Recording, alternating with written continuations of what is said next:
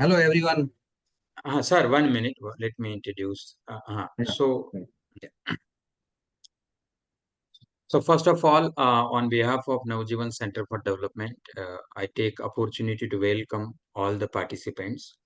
And as announced, today we are going to discuss the very important topic on compliance and governance of the Section 8 company.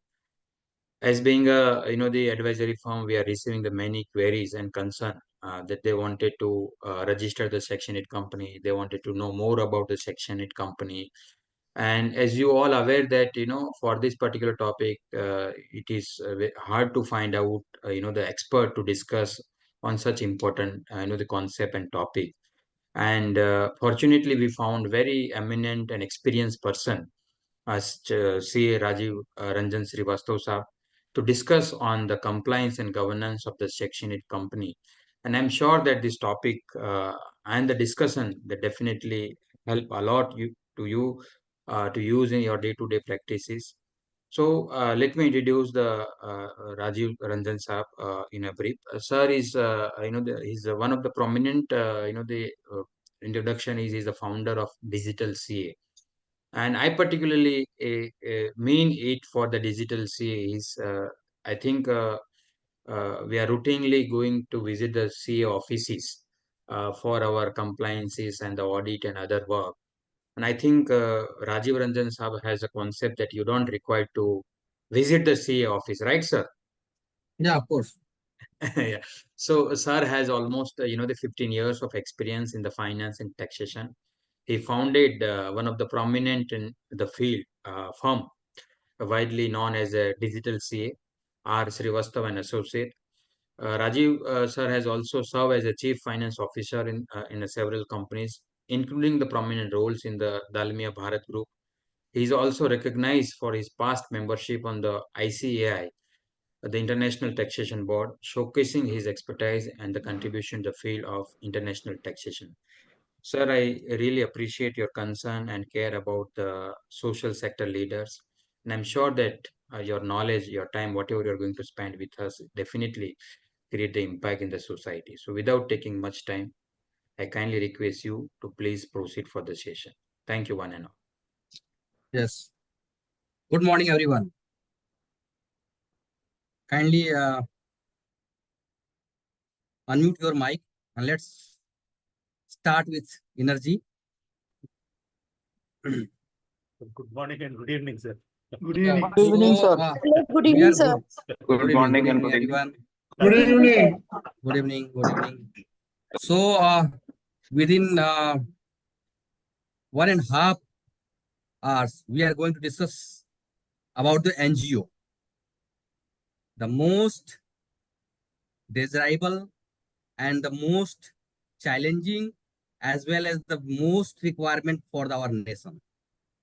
सो आपके मन में जो भी questions होंगे, जो भी दुविधा होगा, बहुत लोग हैं जो नेशंस को बिल्ड करने के लिए, अपने सोसाइटी को बिल्ड करने के लिए काम करना चाहते हैं, उनका क्या परफॉर्म होना चाहिए, कैसे होना चाहिए, इन सब बातों को हम डिस्कस करेंगे। मोस्टली मैंने सारे टॉपिक्स वो प्रैक्टिकल क्वेश्चंस लेके आए हैं, क्योंकि देखिए आज इंटरनेट का जमाना है। If you want to search anything you can find out anything in your common answer in the Google. So I want to give you the most prominent and most complex answer of the complex questions, जो कि आपको एक professional रूप में ही मिल सकता है। So let's start this evening with your permission, please. So I'm going to share my slide. Yeah, just to tomorrow topic. So if you think about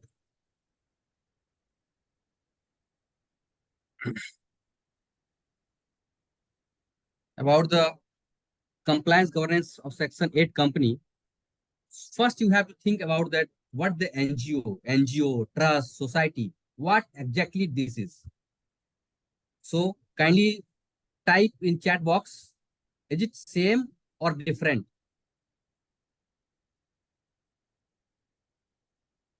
What do you mean by NGO, trust and society? This is this form for the common object or some differences between this?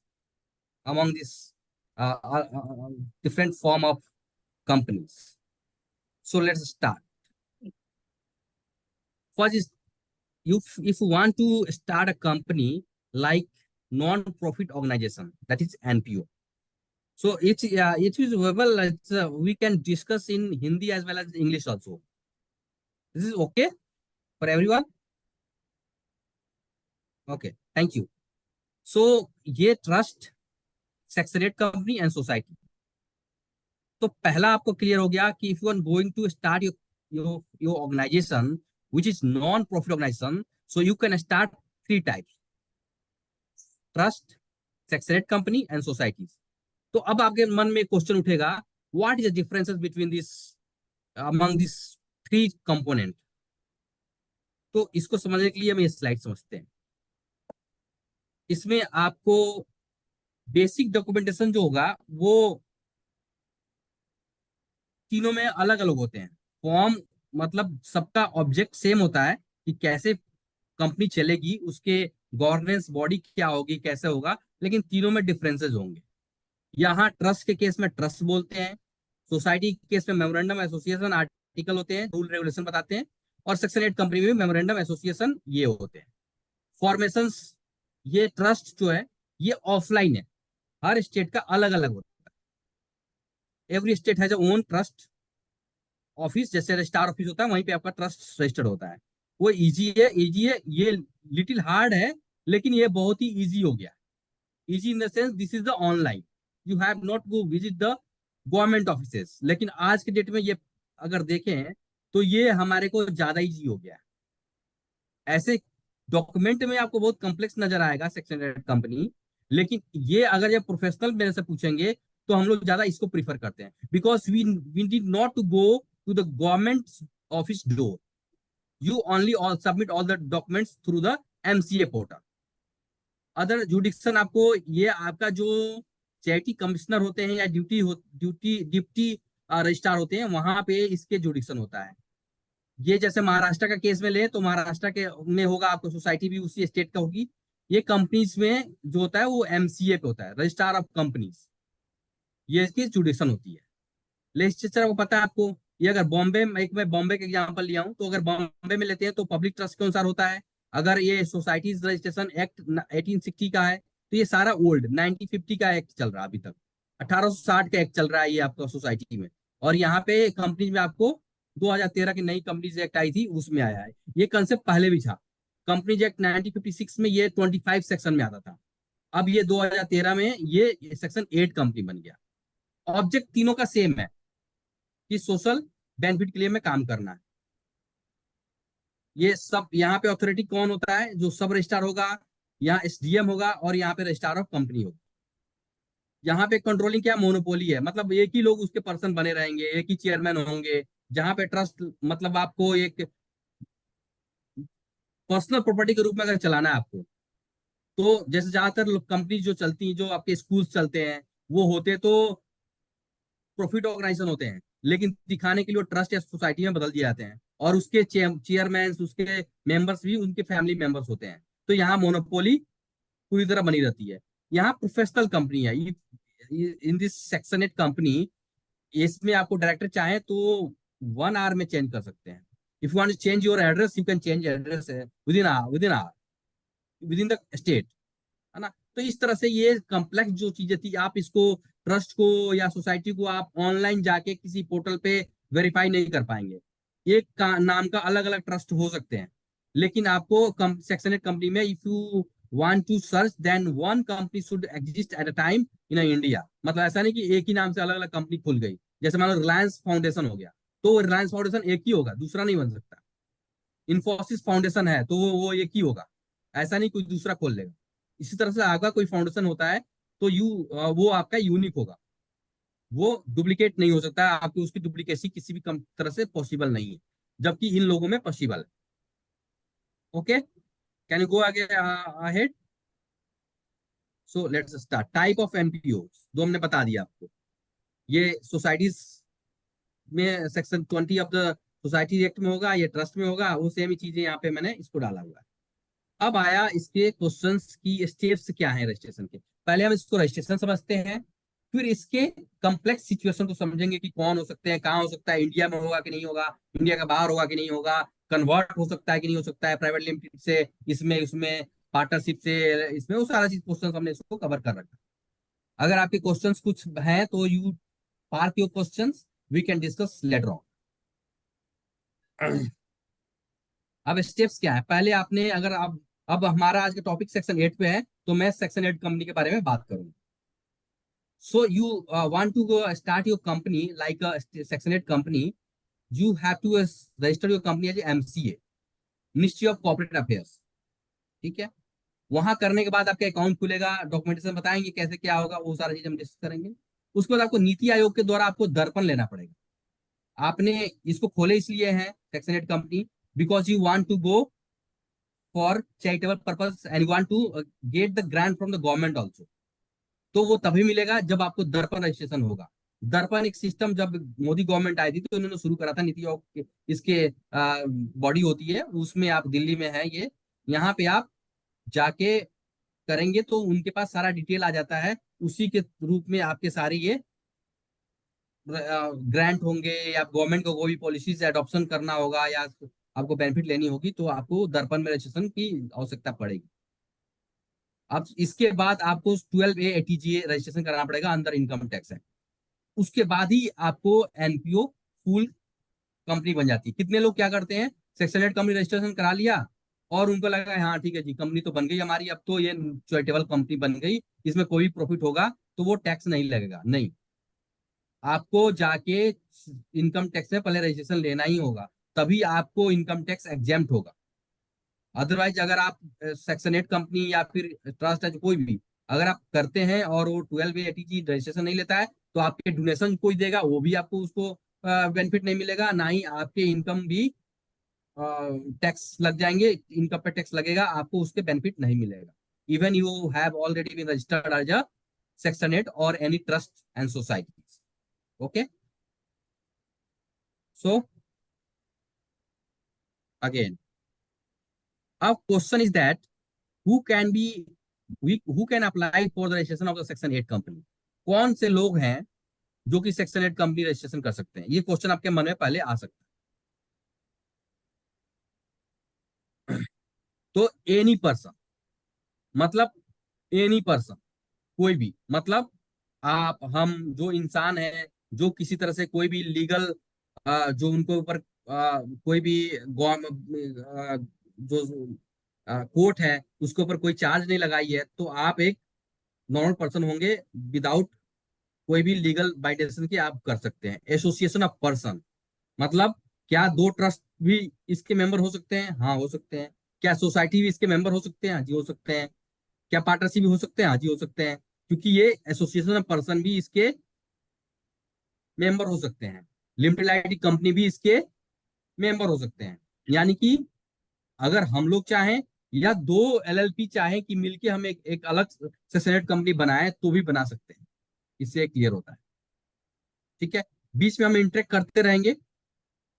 आप mic on कीजिए एक बार, किसी को कोई doubt अभी तक के questions में, अभी तक के सेशन में? एनीवन?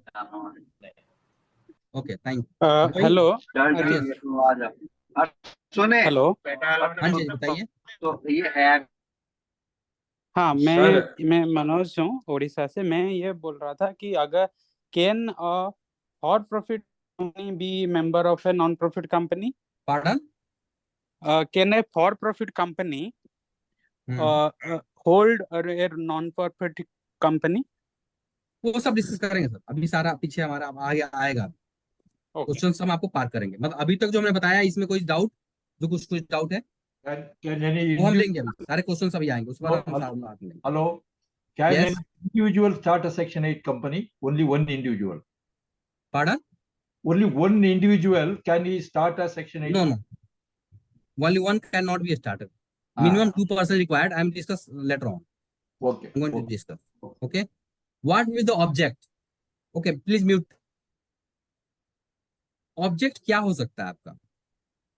मतलब ये रिसर्च के लिए, जैसे हम कॉमन रिसर्च के लिए कोई काम कर रहे हैं तो सोसाइटी के बेनिफिट के लिए, जैसे कोविड आ गया था तो कोई अगर ऐसे चाहती है कि नहीं, हमें इसको डेप्थ में रिसर्च करके हम कुछ लेके आ सकते हैं सोशल वेलफेयर के लिए, रिलीजियन, अगर हमारे कोई कास्ट के लिए जो रिलीजियंस है, हिंदू हो गया, मुसलमान हो गया, वो अपने पूरे एज अ होल सोसाइटी के लिए, अपने सोसाइटी के लिए कोई काम करना चाहता है तो वो कर सकता है, चैरिटेबल के लिए या इन्वायरमेंट प्रोटेक्शन के लिए, जैसे आप पेड़ लगाना, है ना, या आपको क्लीननेस के लिए, कहीं गंदगी है, कहीं रेलवे स्टेशन है, कहीं कुछ है, आप चाहते हो कि हम उसको काम करने के लिए कॉमन ऑब्जेक्ट के साथ हम काम करें, तो you can start your company. Intents to apply its profit, लेकिन इसका इंटेंशन क्या होना चाहिए, इसके प्रॉफिट को अप्लाई किसे करने के लिए, प्रोमोटिंग सच ऑब्जेक्ट ओनली, मतलब इससे जो भी आपको इनकम होगा that will be used only for the promoting the object only, मतलब जिस काम के लिए आपने रजिस्ट्रेशन करा है उस काम में वो पैसा खर्च होए,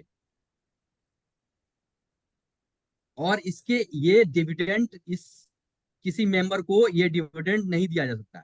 जैसे कंपनी आप सुनते होंगे, जैसे नॉर्मल कंपनी जो होती है वो अपने मेंबर्स को, मतलब शेयर होल्डर्स को डिविडेंड देती है, लेकिन ये कंपनी आपको डिविडेंड नहीं देंगी, डिविडेंड फॉर्म में नहीं देंगी। अब क्या एज हम उसमें काम कर रहे हैं, क्या एम्प्लॉई हैं हम, या उससे सैलरी ले सकते हैं? हाँ, बिल्कुल ले सकते हैं। जो मार्केट में आपका रेट होगा, जितने में आपकी सैलरी अगर यहाँ ना करते कहीं और करते, तो जो पैसे आपको वहां मिल सकते थे उतना तक आप ले सकते हैं। Should not be a more than a market value, है ना, but it should not be transferred और shared as a dividend. Okay, so it's the main object. अब क्या ये इनकॉर्पोरेशन के लिए क्या करना होगा? सिंपल है, आपको कोई भी कंपनी चलाने के लिए या कोई भी व्यवसाय चलाने के लिए उसके कोई संविधान होते हैं, कॉन्स्टिट्यूशन। आप देख रहे होंगे इंडिया में बहुत बात चल रही थी, संविधान बदलेंगे, करेंगे, वो करेंगे, means what, this the way the body will govern, the way the provisions which drive your the company, your goal, your functions will be operated as per the written documentation। तो इसके लिए आपको क्या करना पड़ेगा, मेमोरेंडम ड्राफ्ट करना पड़ेगा। दो होता है, एक मेमोरेंडम एसोसिएशन, एक आर्टिकल ऑफ एसोसिएशन। ये एवरी कंपनी में होता है, चाहे वो सेक्शन 8 कंपनी हो, चाहे वो पब्लिक हो, चाहे प्राइवेट हो, नॉर्मल कंपनी में भी ये होता है। इसमें क्या होगा, अब आपका क्वेश्चन होगा कि what is the memorandum of association and article of association. तो मेमोरेंडम ऑफ एसोसिएशन वो है जो कि आपके कंपनी के ऑब्जेक्ट्स, मतलब वाइडर सेंस को डिफाइन करता है कि कंपनी क्या कर सकती है, क्या नहीं कर सकती है। ये आउटर डॉक्यूमेंट होता है, जिससे जिसको पढ़ के मैं आपका व्यू बनाऊंगा, आपको कंट्रीब्यूशन देना है तो मैं व्यू बनाऊंगा कि कंपनी करती क्या है, इसके पैसे कहाँ जाएंगे, इसके मेंबर्स कौन कौन से हैं, इससे ये मेरा आउटर डिसीजन बनेगा। आर्टिकल एसोसिएशन इंटरनल डॉक्यूमेंट, मतलब बोर्ड के अंदर लोग की मीटिंग कैसी होगी, ऑडिटर अपॉइंटमेंट कैसे होगा, बुक्स कैसे बनेंगे, और आपके बुक्स कहाँ रखे जाएंगे, आपके कोई अगर प्रॉब्लम होता है तो उसको कैसे सॉर्ट आउट करेंगे, ये सारा आर्टिकल पे एसोसिएशन होता है। मतलब ये दो संविधान है, फर्स्ट इज आपको बाहरी लोगों के लिए, सेकेंड इज इंटरनल ऑपरेशन के लिए।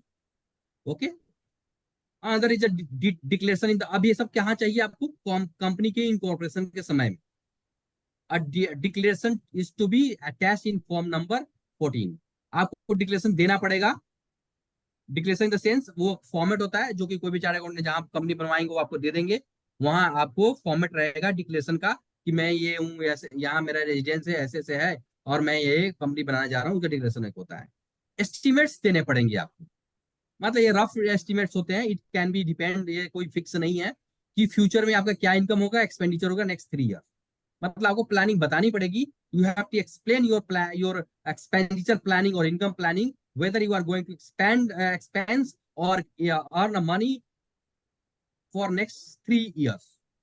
Okay, fourth one is a declaration, is the INC 15 stamp paper duly notarized by ये तो आपके डिक्लेरेशन फॉर्म होंगे, ये आपको बहुत ही प्रैक्टिकल नहीं है, टेक्निकल चीजें हैं। सेक्शन 9 है सब्सक्रिप्शन सीट है, मतलब आपके किस शेयर्स, जो आपके जो डायरेक्ट, अब इसमें भी कंसेप्ट होता है कि शेयर होल्डर्स और डायरेक्टर्स का, है ना। आप इसमें शेयर होल्डर भी हो सकते हैं, डायरेक्टर भी हो सकते हैं। डायरेक्टर केवल होंगे, शेयर होल्डर ना होंगे। मिनिमम कितने डायरेक्टर्स हो सकते हैं, तो मिनिमम 2 डायरेक्टर हो सकते हैं। मैक्सिमम के बारे में बात करेंगे इसमें कि मैक्सिमम कितने हो सकते हैं शेयर होल्डर्स और डायरेक्टर्स, ये आगे हम बात करेंगे। ये हमारा स्लाइड में क्वेश्चन है।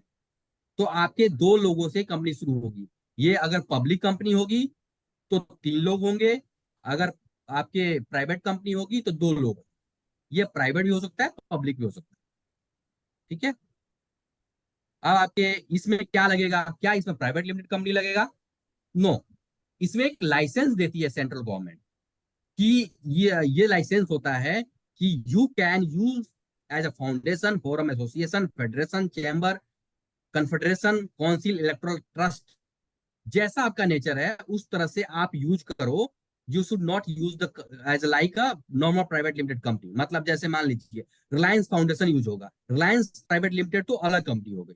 आपका मान लीजिए कि संदीप जी का कंपनी है तो संदीप फाउंडेशन होगा, या फोरम हो सकता है, एसोसिएशन होता है, क्या होता है 10 लोगों मिलकर एक एसोसिएशन बनाना चाहते हैं तो एसोसिएशन हो सकता है। अगर बीजेपी या फिर कांग्रेस कोई ट्रस्ट बनाती है तो बीजेपी ट्रस्ट हो सकता है ना। लेकिन वो प्राइवेट लिमिटेड वर्ड इसमें यूज नहीं होगा। इसी के लिए आपको सेंट्रल गवर्नमेंट आपको एक एप्लीकेशन जाता है जिसमें वो आपको ग्रांट देती है कि हाँ you can use this word in respect of the private limited company. Okay, the summary of the documentation which is required for your company registration. First thing is the digital signature requirement. Is a signature which is assigned as a online memorandum of association, article of association, your photographs, members ID proof, मतलब आपका KYC, PAN, Aadhaar, mobile number, email ID, photo, ये सारा चीज आपको चाहिए।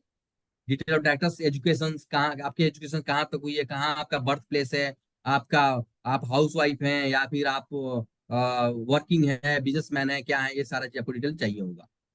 Address evidence चाहिए कि आपका अगर जहाँ पे एड्रेस दिखा रहे हैं वो उसका एविडेंस क्या है, पैन है, आधार है, बैंक। जनरली यहाँ पे कंपनी में बैंक स्टेटमेंट लगता है आधार एड्रेस प्रूफ के रूप में। अगर आपके address proof as a company के चाहिए तो वहां पे इलेक्ट्रिसिटी बिल और आपके एनओसी, जो लोग के नाम पे इलेक्ट्रिसिटी बिल है वो एनओसी दे देंगे या फिर रेंट एग्रीमेंट दे देंगे।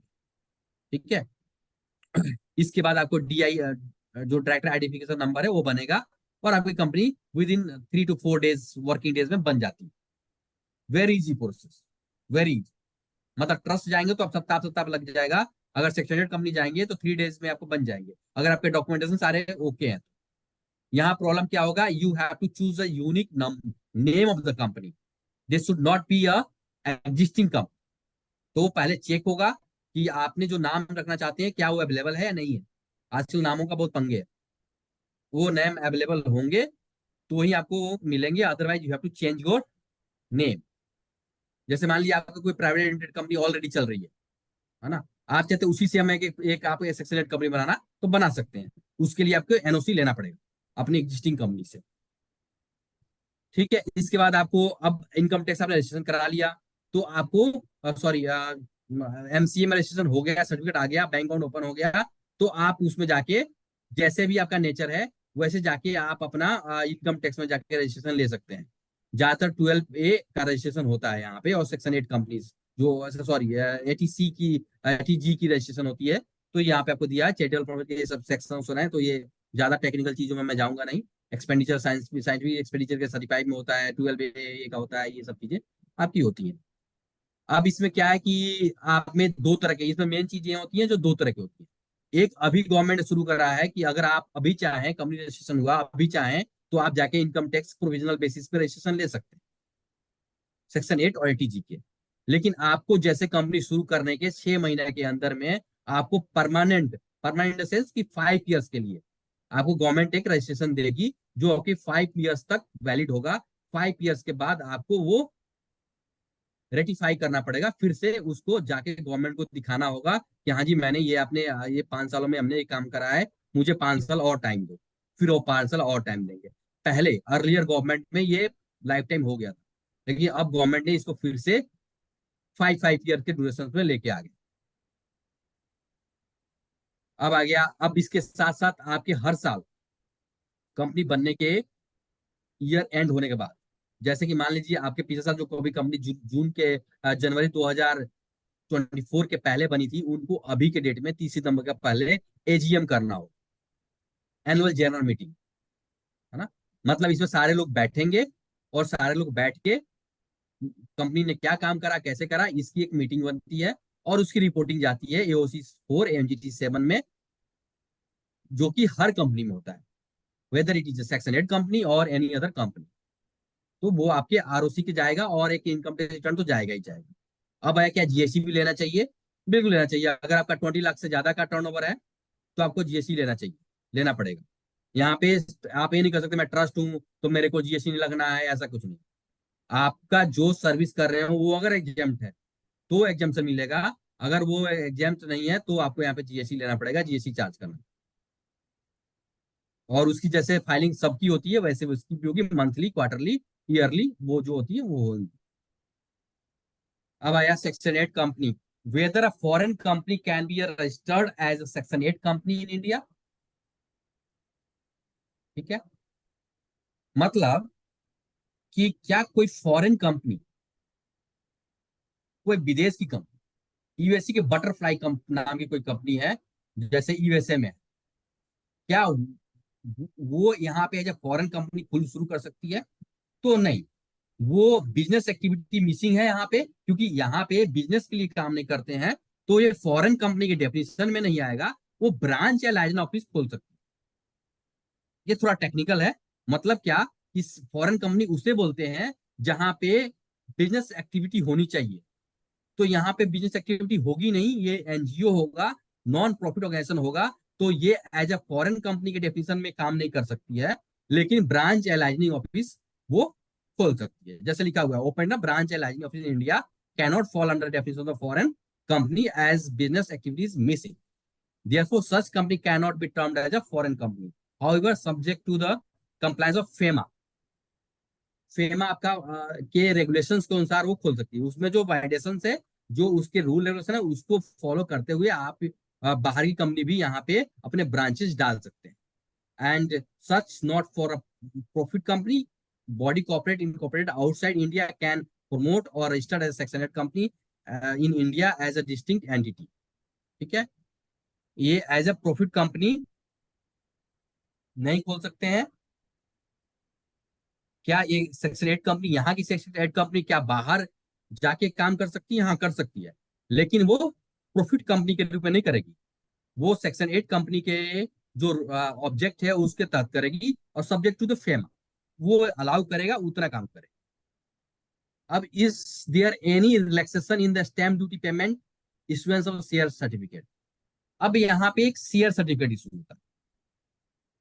जैसे नॉर्मल आप सुनते होंगे कि शेयर, हमने रिलायंस का शेयर लिया, हमने उसका शेयर लिया, तो इस तरह से ये कंपनी भी आपको शेयर इशू करेगी।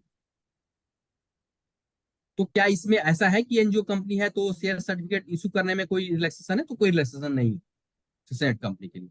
लेकिन अगर वो ट्रांसफर कर रही है शेयर, जैसे आपने अपने को किसी और को ट्रांसफर कर रहे हैं, आप इसके मेंबर हैं, आप अपने शेयर को किसी और के ट्रांसफर कर रहे हैं, तो वहां पे आपको स्टैम्प ड्यूटी नहीं देना पड़ेगा। इस section 8 company issue the IPO और registration in the stock exchange? आपके सवाल क्वेश्चंस होंगे कि क्या हम कंपनी बना रहे हैं तो क्या स्टॉक एक्सचेंज में हमारा कंपनी रजिस्ट्रेशन हो जाएगा? क्या हम शेयर बाजार से पैसा उठा के अपनी कंपनी में एनजीओ की तरह काम कर सकते हैं?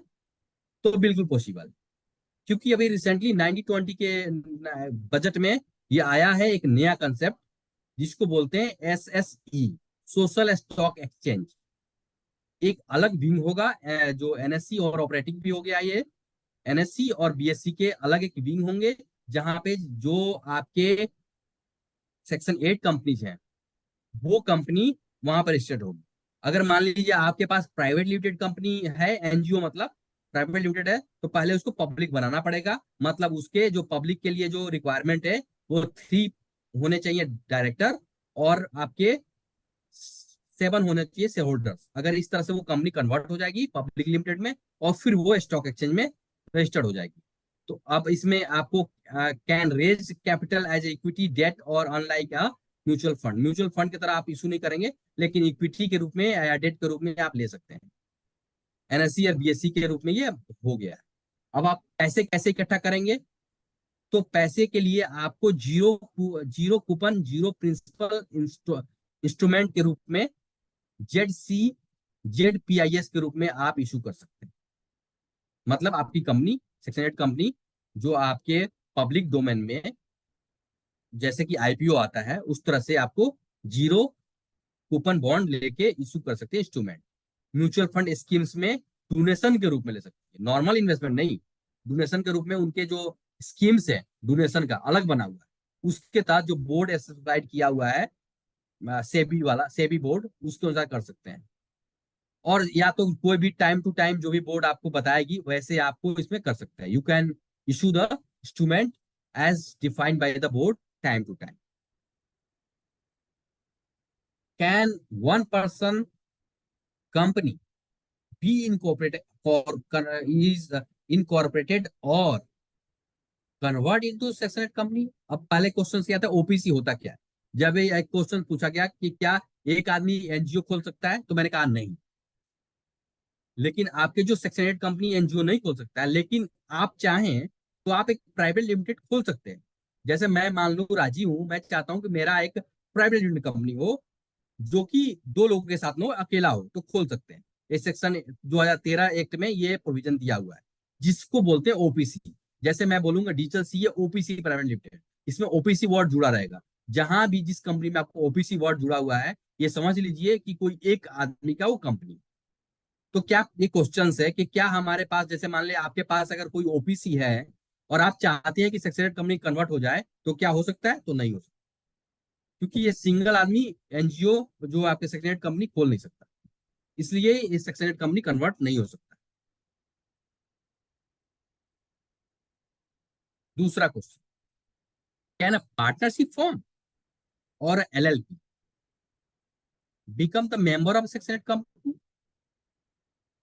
LLP आप सबको पता है, लिमिटेड लाइटी पार्टनरशिप।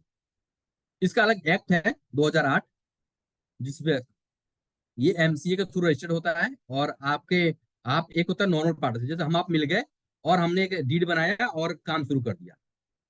एक होता है कि नहीं, इसको एक लीगल बाइंडेशन के थ्रू शुरू किया जाए, तो ये MCA पे जैसे कंपनी रजिस्ट्रेशन होती है, उस तरह से limited liability company, limited liability partnership registered होता है। तो क्या ये लोग हमारे सेक्शन 8 कंपनी के मेंबर हो सकते हैं? तो हो सकते हैं। जो भी प्रोविजंस और जो भी कंप्लायंसेस हैं उसको लेने पर ज्यादातर वो क्या होगा, आपके मेंबर्स और जो होंगे वो 3/4 के रूप में, मतलब 3/4 में लोग, मतलब 4 लोगों में कम से कम 3 लोग एग्री होना चाहिए कि हाँ जी ये को कन्वर्ट करना है, तो होगा। और भी जो डॉक्यूमेंटेशन होते हैं उसके तहत अगर चाहें तो आपके प्राइवेट लिमिटेड में जो सेक्शन 8 कंपनी है इसमें कन्वर्ट हो सकते हैं। If a trust can be a member of the section 8 company, जैसे मान लीजिए आपके पास ट्रस्ट है, 2 लोगों का ट्रस्ट है, आप चाहते हो कि नहीं हम इसको हम मेंबर बनाए, एक सेक्शन 8 कंपनी शुरू कर दें, या आप चाहते हैं किसी कंपनी, सेक्शन 8 कंपनी चल रही है, उसके शेयर को वो ट्रस्ट बाय कर ले, तो क्या कर सकता है? तो हाँ, वो कर सकता है। whether a cooperative society can be a subscriber, a member बस सेक्शन 8 कंपनी, तो वो भी possible in case of unregistered trust. Can a section 8 company receive a contribution from overseas on non resident? अब एक बड़ा इंटरेस्टिंग क्वेश्चन है, आपके पास एक क्वेश्चन आएगा कि क्या हमने कंपनी रजिस्ट्रेशन करा सेक्शन 8 कंपनी, और बाहर आपका कोई दोस्त बैठा हुआ है USA में, यूके में या सऊदीया में, वो हमें कंट्रीब्यूशन देना चाहता है, तो दे सकता है? बिल्कुल दे सकता है। लेकिन इसके लिए आपको FCRA का रजिस्ट्रेशन लेना जरूरी है, foreign contribution and regulation act 2010 2010 का FCRA। अगर आपके रजिस्ट्रेशन है तभी आपके फॉरेन फंडिंग आएंगे, आपको अगर रजिस्ट्रेशन नहीं है तो फॉरेन फंडिंग नहीं आएंगे, चाहे वो सेक्शन 8 कंपनी हो चाहे वो ट्रस्ट हो। ठीक है, क्लियर? आप कन्वर्जन के रिलेशन में क्वेश्चन लेते हैं। Can a company registered under section 8 can be converted into नई अदर कंपनी? जैसे मान लीजिए आपके पास सेक्शन 8 कंपनी है, आप चाहते हो कि नहीं यार ठीक है, ये हमें सोशल वर्क नहीं करना है, चलो भाई अब करते हैं, कमर्शियल काम करते हैं। आपने स्कूल खोला, देखा यार बहुत पैसे आ रहे हैं, तो इसमें ये कौन सोशल काम करना चाहता, चलो भाई इसको कन्वर्ट करते हैं, हम फायदे के लिए काम करते हैं। क्या ये पॉसिबल है? तो बिल्कुल पॉसिबल है, आप इसको कर सकते हैं।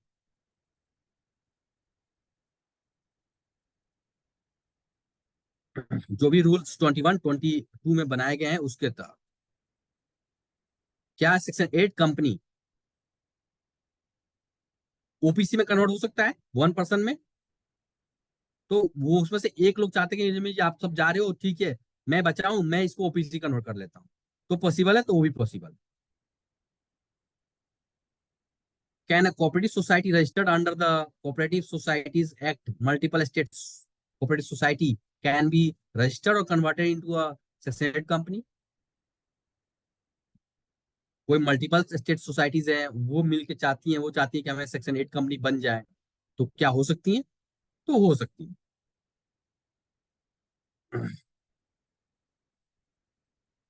Can a trust can be a section 8 company registered और कन्वर्टेड? यस, सेक्शन 8 कंपनीज में कन्वर्ट हो सकते हैं, सब्जेक्ट टू द कंप्लायंसेस और प्रोविजंस ऑफ कंपनीज एक्ट।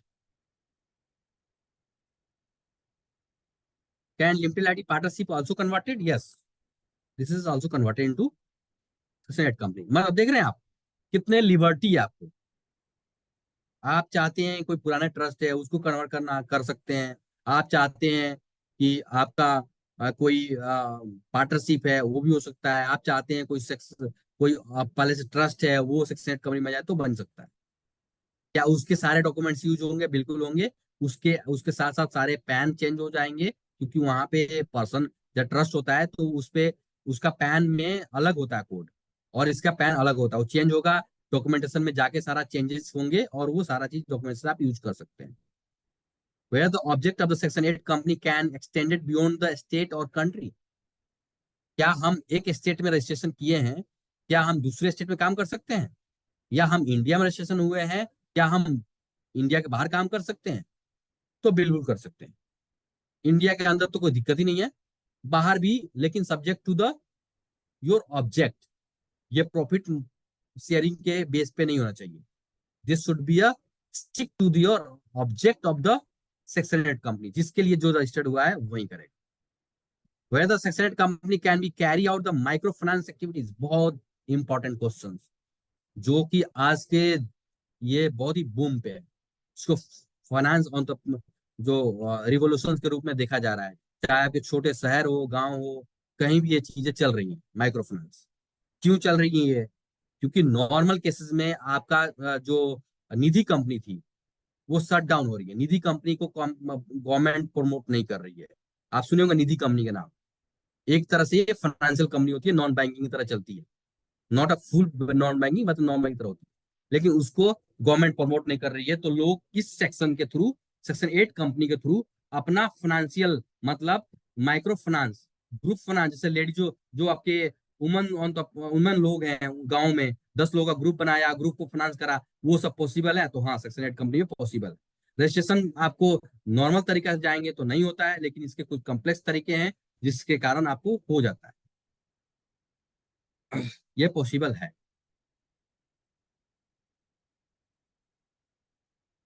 अब आपका क्वेश्चन ना मिनिमम मैक्सिमम, जो आप डायरेक्टर्स की बात कर रहे थे कितने लोग हो सकते हैं, वो मैं डिस्कस कर रहा हूँ। Are there any prescribed criteria with respect to the minimum and maximum number of directors?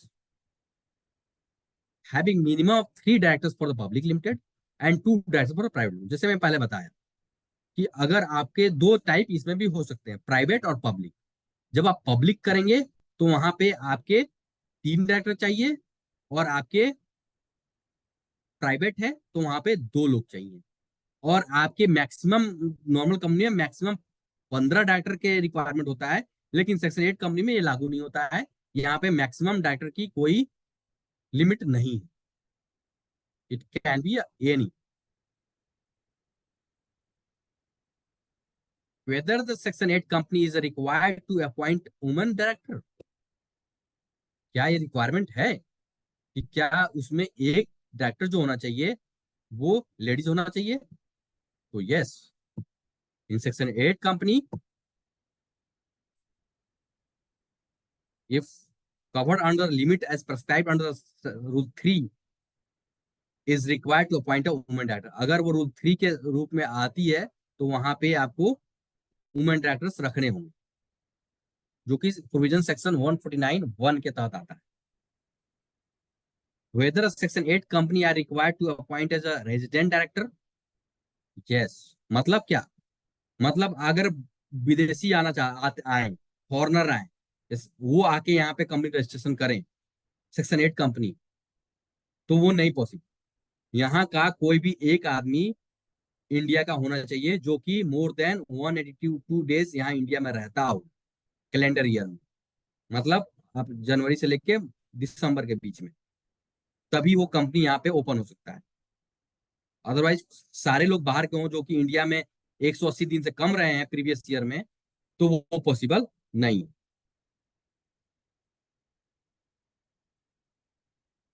क्या कंपनी क्लोज कर सकते हैं? तो हाँ, कर सकते हैं। कौन कौन से कैसे करेंगे? तो आपको स्ट्राइक ऑफ खुद चाहते हैं, हमारे कंपनी को ओपन कर लिया। देखिए, किसी भी कंपनी कोई भी चीज शुरू करने से पहले उसका एग्जिट डोर बहुत क्लियर होना चाहिए, अदरवाइज वो उसमें आदमी फंस जाता है। जैसे आपने एक सेक्शन 8 कंपनी खोला और आपको लगता है बंद करना बड़ा मुश्किल है, तो फिर आप फंस जाएंगे। तो यहाँ पे एग्जिट डोर भी बनाया गया है। आप चाहते हैं कि खुद ही हम बंद कर दें तो आप बंद कर सकते हैं। उसमें आइडेंटिटी उसके कंप्लायंसेस करने होते हैं, इसको पहले कन्वर्ट करना पड़ेगा नॉर्मल कंपनी में, और फिर तब जाके ये क्लोज हो जाएगा। अगर आपने उसमें कंप्लायंसेस नहीं कर रहे हैं, उसमें कोई इरेगुलरिटीज है, तो एमसीए चाहे रजिस्ट्रार ऑफ कंपनी चाहे तो वो भी इसको क्लोज कर सकता है, कोई इसमें नहीं है। लेकिन इसमें एक वो है कि आपको पहले कन्वर्ट करना होगा, इसमें नॉर्मल कंपनी में। डायरेक्ट चाहे कि सेक्शन 8 कंपनी जाकर बंद हो जाए तो नहीं होगी। यू हैव टू पहले first convert into a normal company, then it will be that will be filed for the strike off और वाइंडिंग। ओके, तो ये बेसिक चीजें आपको मैंने ये पूरे स्लाइड्स में बताए। अब हम आपके कोई क्वेश्चंस हैं तो आप बताइए, अभी कोई टॉपिक रह गया हो जो कि आपको समझना है और नहीं समझ में आया है तो आप बताइए। आप anyone? Sanjay ji? Yes, sir. Dear participants, you are kindly requested to write your question either in the chat box or you just raise a hand. I will allow you to speak. हाँ, सर एक question है, can private limited converted into the section 8 company? हाँ, बताया ना, okay private sir. Limited company हो, LLP हो, partnership हो, convert हो सकता, ओपीसी नहीं हो सकता। अच्छा, हाँ, Sandeep sir, subject private to the limited, condition. हाँ, वो पर्पस वो सारा चीज है। कैन हाँ, वो सोसाइटी आपके मेमोरेंडम रजिस्ट्रेशन? चेंज होंगे, आपके थ्री फोर्थ मेंबर एक्सेप्ट होना चाहिए।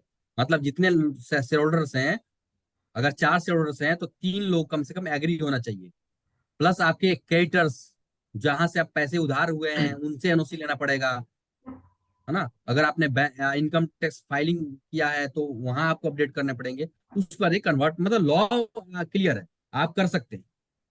सर ये अगर नया सेक्शन 8 कंपनी जैसे स्टार्ट कर रहे हैं, तो अगर फंडिंग के लिए हम किसी को अप्रोच कर रहे हैं, तो जैसे कि कोई कंपनी ने हमको फंडिंग दिया है और साइमल्टेनियसली हम किसी दूसरे कंपनी से भी दूसरे प्रोजेक्ट के लिए फंडिंग ले सकते हैं, या एक साथ एक ही फंडिंग के साथ काम कर सकते हैं? नहीं, फंडिंग के लिए कोई आपको मना ही नहीं है कि आप एक कंपनी से ले सकते हैं कई। मेन चीज है कि उसका एप्लीकेशंस कैसे हो रहा है, एप्लीकेशंस आपके ऑब्जेक्ट से अलाइन होना चाहिए। ओके उसके लिए ओके आप कर सकते हैं तो करें। अगर मान लीजिए कि सेट असाइड है, मान लीजिए आपने पैसे लाए और आपने उस साल नहीं खर्च हुआ, देखो मेन ये सेक्शन आता है, सेक्शन 8 कंपनी हो या कोई भी हो, उसका आता है इनकम टैक्स में। आपने 12 पे एटीजी लिया हुआ है तो वहां पे आपको देना पड़ता है डिक्लेरेशन कि जो पैसे मेरे पास बच गए हैं ये मैं अगले साल या में इस ऑब्जेक्ट ओके। के लिए बट खर्च करूंगा। कभी आपको एग्जाम्पशन मिलता है। अगर वो प्रोजेक्ट पे ऑलरेडी हम काम कर रहे हैं, जैसे कि कोई कंपनी ने हमको फंड दिया है, उसके कोई प्रोजेक्ट पे हम ऑलरेडी काम कर रहे हैं, और साइमल्टेनियसली कोई दूसरा कंपनी भी हमको फंड दे रहा है कुछ दूसरे प्रोजेक्ट के लिए, तो हम ले सकते हैं ना। ऐसा तो नहीं कि हम एक टाइम पे एक ही फंड के प्रोजेक्ट पे काम कर सकते हैं, आप ऐसा ले तो सकते हैं, जरूरी आप नहीं है ले ना। सकते हैं, मैं समझ गया, आप ले सकते हैं। मान लीजिए कि एक एक कोई प्लांटेशन ओके। का वर्क कर रहे हैं, जो कि जिसका आप प्रोजेक्शन तो बनाएंगे ना कि हमने इस एरिया को ओके। लिया है तो कितना खर्च करेंगे। मान लीजिए वो ओके। 10 करोड़ का खर्च था, तो एक कंपनी 10 करोड़ दे दिया, तो अगले कंपनी को फिर उसमें 10 करोड़ कैसे लेंगे? फिर आपको एक्सपेंशन करना पड़ेगा कि भाई मेरा जो एरिया इतना था, अब एक्सटेंड कर रहा हूँ मैं, मेरा प्रोजेक्ट रिवाइज हो रहा है। ओके। तभी तो सामने वाले को मतलब आपको एप्लीकेशन दिखाना पड़ेगा ना कि हमने जो फंड लिया है वो, और जेन्युइनिटी होनी चाहिए। मतलब आप ऑफिसर क्यों 5 साल किया, आपको 5 साल बाद फिर जवाब देना है ना इनकम हाँ टैक्स हाँ। को कि भाई साहब हमने जो काम किया है ये लो जी ओके, पेपर वो हमारा। समझ गया सर। वो जस्टिफाई करेंगे कि हाँ ठीक है बट तो जैसे करेंगे। कि दो ओके दो अलग फील्ड में काम कर रहे हैं, जैसे कि एक कंपनी ने मेरे को फंड दिया है एक हेल्थ सेक्टर में काम करने को, तो हम ऑलरेडी वो सेक्टर में काम कर रहे हैं, हमारा टीम काम कर रहा है हेल्थ सेक्टर में, और उसी टाइम के दौरान कोई एक दूसरा कंपनी है, कोई पर्सन है जो एनवायरनमेंट सेक्टर में काम करने को फंडिंग दे रहा है, या तो हम किसी से अप्रोच करें तो वो कर सकते हैं ना सर हाँ साथ हाँ, में वो दोनों। मना ही नहीं है कि आप नहीं कर सकते। ओके, मतलब कितने भी इतने कंपनी भी कोई भी कंपनी को प्रोजेक्ट के देना लिए हम एक चाहिए, साथ दे जेन्युइनिटी सकते के साथ आपको दिखाना पड़ेगा कि हमें जो पैसे मिले हैं वो पैसे का हम यूटिलाइजेशन, आपका पर्पज क्या है? हैं। ओके। पब्लिक पर्पज है, charitable purpose for in a large, in a okay. Public large. मतलब ये यस। डिस्क्रिमिनेशन नहीं होना चाहिए कि राम को गॉट अलग इट। श्याम को अलग, एज अ पब्लिकली लार्ज। अगर गॉट हमने इट। काम गॉट इट। किया है तो वो अब आप डायरेक्टर से अपने आसपास क्वेश्चन है, डायरेक्टर साहब अपने आसपास ही क्यों हरियाली बना रहा है ना? तो ओके। वो got as it. A public large नहीं हुआ। Yes sir. Good evening Ranjan ji, Amit Sharma बोल रहा हूँ। एक एक करके, हाँ हाँ बताइए। हाँ, गुड इवनिंग रंजन जी, अमित शर्मा बोल रहा हूँ। हाँ जी सर बताइए। आपने जो बताया, मेरे 2-3 क्वेश्चन है। एक तो जो शुरू में बात हुई कि ट्रस्ट में हम मोनोपोली चलती है, उसमें चेंज नहीं कर सकते, तो मेरे ख्याल से ट्रस्ट डीड रिवाइज करके चेंज हो सकता है उसमें भी। देखिए ट्रस्ट डीड चेंज, अब ट्रस्ट डीड पर ट्रस्टी सोचेगा चेंज करें तब तो होगा। मैं ट्रस्टी हूँ, मैं चाहता हाँ, नहीं मैं चेंज दूसरा, होए तो क्यों होगा?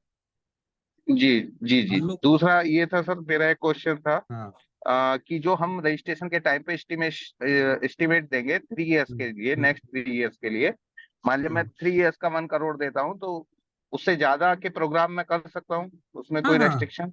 वो तो नहीं नहीं, कोई रेस्ट्रिक्शन नहीं है। वो तो डिक्लेरेशन है, कंपनी के लिए ले रही है कि आपका क्या विजन है। दिस इज नॉट स्ट्रिक्ट कि आपको जो दिया है उससे ज्यादा क्यों हुआ कम हुआ, इस पे कोई क्वेश्चन नहीं उठने वाला। वो तो ठीक। एक्सपेक्टेशन है कि भाई मैं करना चाहता हूँ उससे। जो सेंट्रल गवर्नमेंट ना आपको लाइसेंस देती है, जी आप समझे, नॉर्मल कंपनी तो रजिस्ट्रार ऑफ कंपनी देती है, लेकिन इसमें जी 2 बॉडी इन्वॉल्व होती है। इसलिए नीति आयोग ने जो लिया ना, नीति आयोग ने जो दर्पण शुरू किया, इसलिए करा कि यहाँ पे सेंट्रल गवर्नमेंट का इंटरवेंशन होता है, because they issue the license to the section 8 company that you can use as a forum. आपको बताया ना, कन्फेडरेशन, इलेक्ट्रल ट्रस्ट, वो वर्ड यूज करो, प्राइवेट लिमिटेड वर्ड मत यूज करो। तो जी, इसलिए वो ट्रैकिंग होती है नीति दर्पण के थ्रू। हाँ हाँ, इसलिए चौथा इसलिए क्वेश्चन में, तीसरा क्वेश्चन मेरा था, ये जो आपने कंप्लायंस बताया सेक्शन 8 कंपनी के, हाँ 4 मैंने नोट किए थे आपकी उस स्लाइड से: एजीएम, एओसी 4, एमजीटी 7, और एक और कुछ था, तो ये इनकम 4 के टैक्स, अलावा इनकम कोई टैक्स और? फाइलिंग, हाँ हाँ, आईटीआर फाइलिंग, हाँ। सॉरी। तो इसके अलावा और कोई होता है हमारा जो अलग से कंप्लायंस हो? नहीं नहीं, देखिए जैसे हम कंपेरिजन करते हैं ट्रस्ट और इसमें क्या अंतर है। जी इनकम टैक्स वहां भी फाइल होगा, यहाँ भी होगा। जी अगर आप जीएसटी लिए हो तो जीएसटी वहां भी होगा, यहाँ भी होगा। जी। यहाँ जो एक्स्ट्रा होता है वो होता है आरओसी फाइल, और जो एमजीटी 7 एओसी 4 जाता है, बस। ओके। इसके अलावा अब अलग भी है, जैसे हर साल डायरेक्टर केवाईसी करवाना पड़ेगा आपको, है ना? जो डायरेक्टर्स बने हैं उनकी केवाईसी होगा, है ना? अगर आप डायरेक्टर चेंज करना चाहते हैं तो चेंज के लिए रिपोर्टिंग करना होगा। बाकी मेन कंप्लायंस यही है। जी, एक सर और था मेरा क्वेश्चन, जो आजकल बहुत ज्यादा वो हो रहा है, एनजीओ के लिए जीएसटी रजिस्ट्रेशन जरूरी है या किसी वजह से एग्जेम्प्ट हो सकता है वो? नहीं नहीं, कंपनी के लिए सिंपल है, चाहे वो कोई कंपनी हो या कोई पर्सन हो, अगर उसका हाँ सर्विस दे रहा है हाँ तो Ranjan sir, background Ranjan sound, then please mute yourself please. Ranjan sir, मैं 1 मिनट सबको म्यूट सबको म्यूट कर देता हूँ। आप भी अपने आप को मतलब 20-25 मिनट का अंतर आ जाता है। सर रंजन सर, आप ओके, अनम्यूट करके आगे बढ़िए सर। हाँ हाँ। इसमें क्या सर प्लीज। है कि आपका इसमें इसमें आपके जीएसटी कहीं पे आपको सेक्शन 8 या ट्रस्ट या सोसाइटी के लिए अलग से नहीं। अगर आपका टर्नओवर, अगर आप सर्विस दे रहे हैं उसमें अगर 20 लाख से ऊपर है, या आप गुड्स में कोई चीजें कर रहे हैं, अगर वो 40 लाख से ऊपर है तो आपको जीएसटी लेना पड़ेगा। या आपको इंटर स्टेट कर रहे हैं, मतलब आप रजिस्टर्ड हैं दिल्ली में, गुजरात में करना चाहते हैं, तो भी आपको जीएसटी लेना पड़ेगा। अदरवाइज आप कंबल बांटना चाहते हैं, है ना, आपने दिल्ली से कंबल खरीदा या पानीपत से कंबल खरीदा और आप जाके गुजरात में जाके बांटना चाहते हैं, तो आपको जीएसटी चाहिए हो, चाहे आप सेक्शन 8 कंपनी हो चाहे कुछ भी हो। इसमें कोई आपको छूट नहीं है। सर आपको कुछ और सवाल है। फॉर एग्जांपल सेक्शन 8 कंपनी में एक जो अभी बात चल रही है, जो जिसको या लार्ज कंपनी की कैटेगरी में रखी है, और तो उनका जो शेयर है अभी उनको कुछ डिमेट में करने की या ऐसी कुछ बात हो रही है सर, मतलब इज इट हाँ, क्या है इसमें? ये क्या है कि जो कंपनीज हैं हम्म उसका टर्नओवर है 100 करोड़ से ऊपर अगर है, हम्म तो आपको डीमेट में कन्वर्ट करना पड़ेगा। मतलब आपका जो फिजिकल फॉर्म हटा के, फिजिकल जो सर्टिफिकेट होते हैं उसको हटा के, डीमेट जो आपके एनसीए, एनएससी और बीएससी है, वहां पे डीमेट फॉर्म में आपको कन्वर्ट करना पड़ेगा। मतलब उसके कोड मिलते हैं, डिजिटलाइज कोड मिलता है, उस कोड के तो रूप में कन्वर्ट करना पड़ेगा। 100 करोड़ से ज्यादा टर्नओवर है सेक्शन 8 कंपनी में तो ही, इफ हाँ, इट इज अभी लेस देन 100 है 100 या करोड़ कोई, देन ये इसके मैक्सिमम लिमिट को देखना पड़ेगा, है ना। लेकिन इसके एक एक लिमिट है, उसके तहत के बाद ही आपको वो आप कन्वर्ट करना है। अगर सेक्शन 8 कंपनी, अगर सेक्शन 8 कंपनी भी है तो वो भी कन्वर्ट होगी। और यहाँ तक कि अगर डीमेट में करने जाते हैं आप, अगर डीमेट में आप अपना शेयर रखते हैं, तो आपको शेयर ट्रांसफर के लिए जो आपको वो होता है स्टैम्प ड्यूटी है, वो आपको नहीं लगेगा। Okay. Can section 8 company invest surplus fund in equity in mutual fund? हाँ, कर सकते हैं ना, इन्वेस्ट कर सकते हैं, बट उसके जो इंटरेस्ट होंगे, उसके जो इनकम होंगे, वो फिर यूज होंगे आपके purpose of the trust, purpose of section 8 company. आप इन्वेस्ट कर सकते हैं, आप उसको, उस फंड को कहीं पार्क कर सकते हैं, एफडी कर सकते हैं, लेकिन वो आपको ट्रस्ट के ऑब्जेक्ट में, अगर ऑब्जेक्ट क्या खर्च कर दिए तो क्या, अब मान लीजिए मैंने ऑब्जेक्ट के अलावा कोई काम कर दिया, तो फिर उसमें टैक्सेशन लग जाता है आपको, तो फिर एग्जाम्पशन नहीं है मिलेगा। पारुल कालरा जी, आप बताएं आपका सवाल। Hello, sir. Thank you so hello. much for this informative session. I wanted to ask, not actually ask, everything is very clear. आपने जैसे बताया. I just wanted to request you to put a little light on the compliance and governance for a private limited company that has just come under CSR regulations. So how to begin it as a CSR manager if the company asks you to handle CSR as well now. So what are the basics to go ahead with it? Thank you. As a section 8 company in a CSR funding, or what, in a normal CSR fund? Please repeat your questions. Parul Hello. madam, will you repeat your question, please?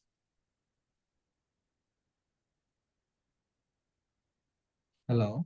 हाँ हाँ sir, मैं ये सवाल समझा हाँ, कि शायद उनका कॉन्सेप्ट प्राइवेट लिमिटेड में सीएसआर के बारे में था, तो ये अ, हाँ CSR का जो फंडिंग है, पारुल मैम, हाँ हाँ, हाँ Yes, actually, I was on mute. yeah, tell me, Yeah, I wanted to ask. Let's say I'm working in a private limited company that has Okay. just come under CSR regulations now because Okay. of the turnover and the profit. And as a CSR manager now, how to begin with it? What are the compliances that have to be taken care of? देखिए it's और totally एक अलग अलग पूरे topic ही है इस पे। Actually क्या है, जैसे if you come under the CSR funding, आपको या तो किसी बाहर के कोई कंपनीज है, सेक्शन 8 कंपनी है या ट्रस्ट है, उसको अपने फंडिंग दे सकते हैं, उसके प्रोजेक्ट को इवेल्युएशन करके उसके पास एक्सपीरियंस के साथ कि वो वहां पे अपने फंडिंग दे सकते हैं।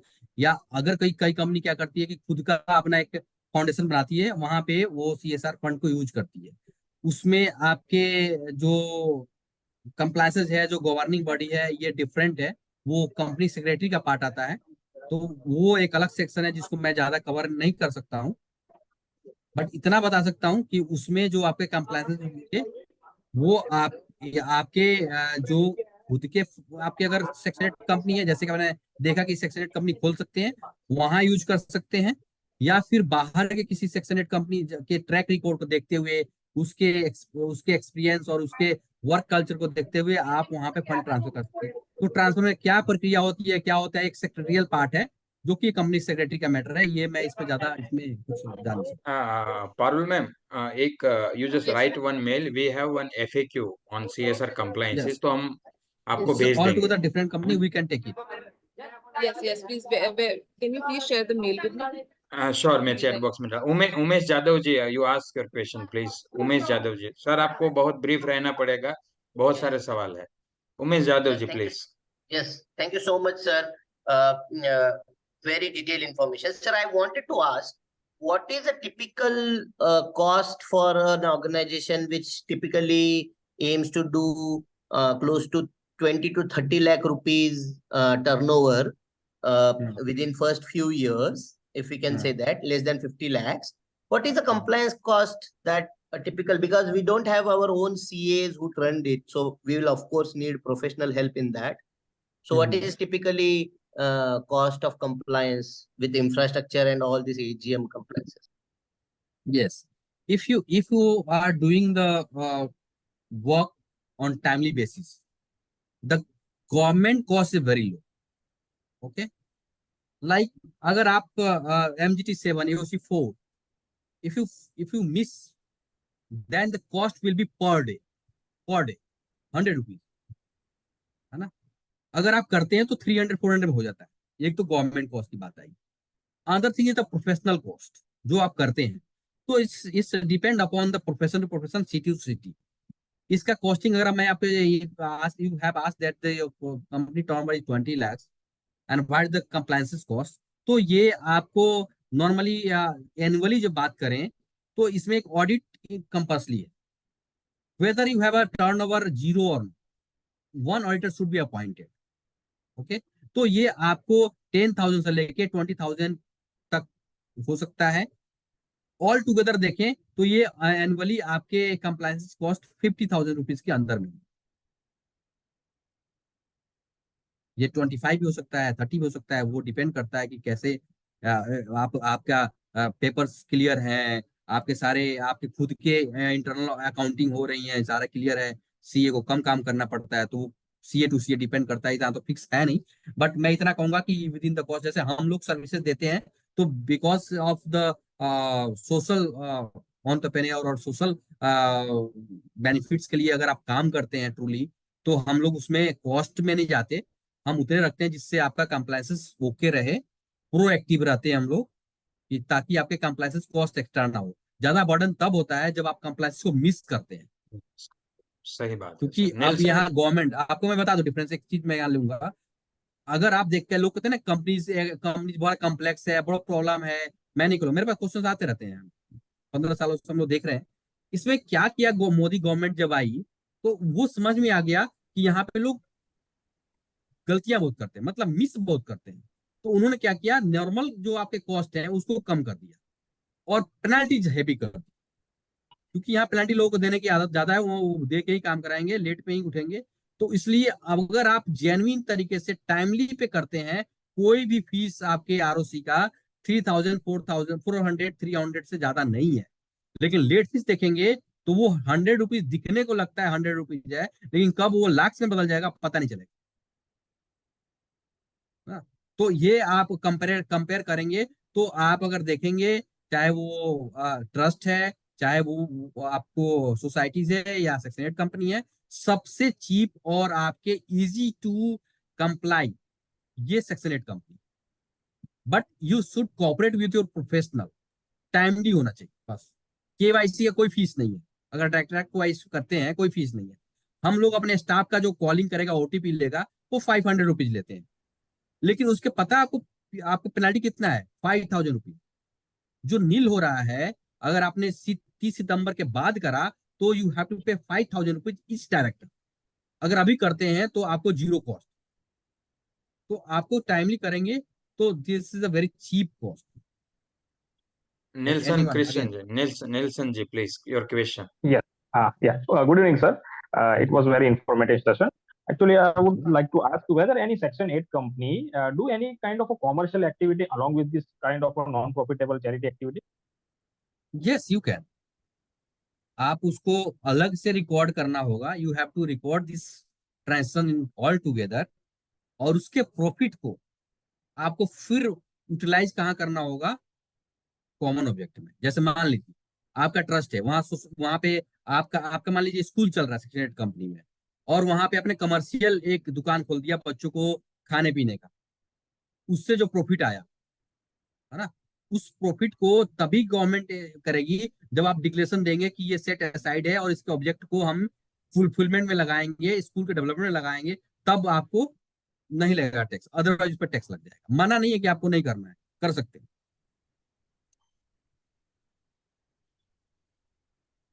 Again anyone?